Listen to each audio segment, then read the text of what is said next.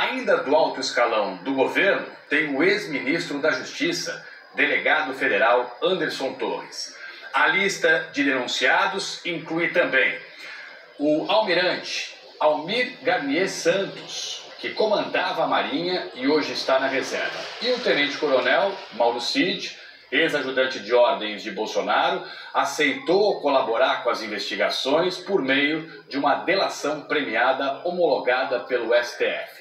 Tem ainda aqui na lista de denunciados para o Supremo, o STF, Alexandre Ramagem, ex-diretor-geral da ABIN, Agência Brasileira de Inteligência. Ele que é delegado federal e atualmente é deputado federal pelo PL. Então agora cabe à primeira turma do STF decidir se todos eles irão, portanto, a julgamento, se vai ter processo criminal contra os denunciados. Na denúncia, o Procurador-Geral da República, Paulo Gonet, acusa o ex-presidente Jair Bolsonaro de liderar uma organização criminosa a partir de julho de 2021. E o procurador traçou uma linha cronológica da atuação do ex-presidente e de seus aliados mais próximos. A denúncia afirma que Jair Bolsonaro formou uma organização criminosa com aliados civis e militares para permanecer no poder, apesar da derrota nas urnas. A PGR afirma que Jair Bolsonaro e o então candidato a vice, o general da reserva Braga Neto, eram líderes que estimularam e realizaram atos contra o sistema democrático de direito. Gonet afirma que a partir de 2021, Bolsonaro adotou um tom crescente de ruptura institucional. Em 29 de julho, em uma live transmitida aqui do Palácio do Planalto, o presidente, mesmo sem provas, questionou a segurança das urnas eletrônicas. Gonet citou ainda o discurso de Bolsonaro na Avenida Paulista, no dia 7 de setembro do mesmo ano, em que ele afrontou o Supremo Tribunal Federal. A PGR afirma que os pronunciamentos públicos passaram a progredir em agressividade, com ataques diretos aos poderes constituídos, a inculcar sentimento de indignação e revolta nos seus apoiadores, e com o propósito de tornar aceitável até o esperável recurso à força contra o resultado eleitoral em que o seu adversário político mais consistente triunfasse. No ano seguinte, em 5 de julho de 2022, Jair Bolsonaro fez uma reunião ministerial e cobrou do alto escalão do governo a multiplicação dos ataques contra as urnas eletrônicas. O ministro do Gabinete de Segurança Institucional, o general da Reserva Augusto Heleno, afirmou que a Agência Brasileira de Inteligência era usada para fins ilícitos e estabeleceu um prazo para tomar medidas contra o sistema democrático. O que tiver que ser feito, tem que ser feito antes das eleições. Se tiver que dar assunto na mesa antes das eleições, se tiver que virar a mesa antes das eleições, depois das eleições será muito difícil que tenhamos alguma nova perspectiva.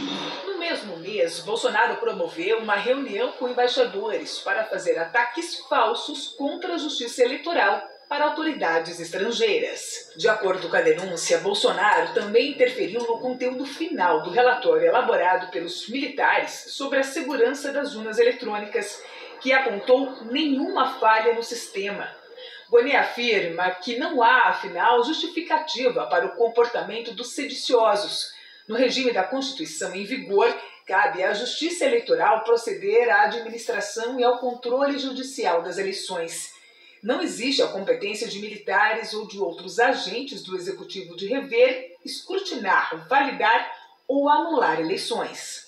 Após a derrota nas eleições de outubro de 2022, apoiadores de Bolsonaro acamparam em frente a quartéis do Exército em todo o país. Segundo delação, o ex-ajudante de ordens de Jair Bolsonaro, o tenente-coronel Mauro Cid, os comandantes das 3 forças assinaram uma nota autorizando a manutenção da permanência das pessoas na frente dos quartéis, por ordem de Bolsonaro. Em dezembro, segundo a denúncia, Bolsonaro discutiu a minuta de golpe.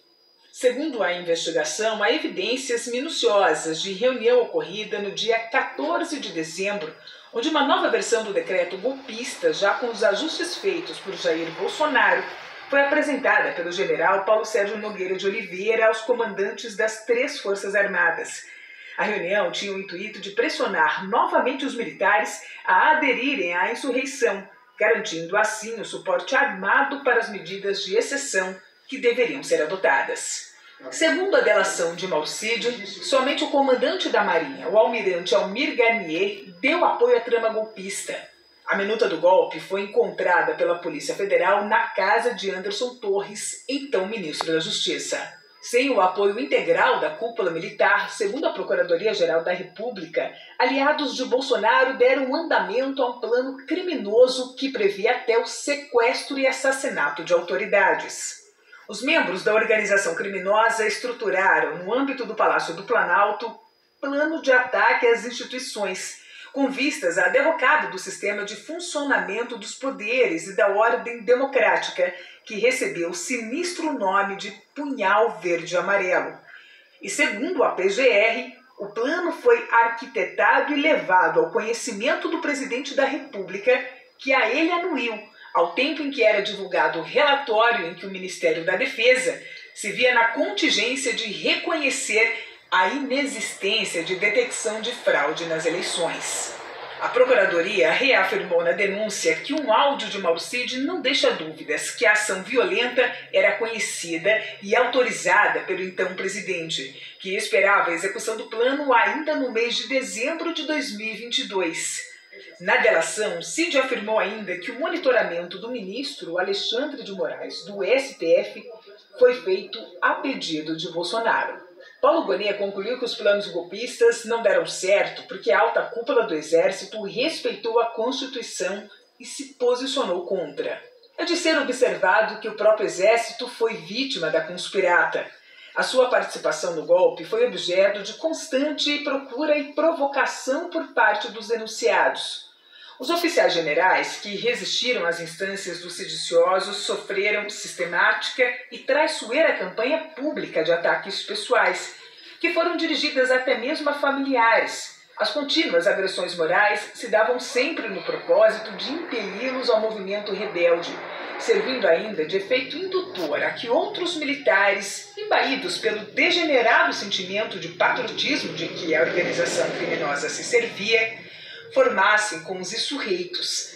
A decisão dos generais, especialmente dos que comandavam regiões e do comandante do Exército de se manterem no seu papel constitucional, foi determinante para que o golpe, mesmo tentado, mesmo posto em curso, não prosperasse.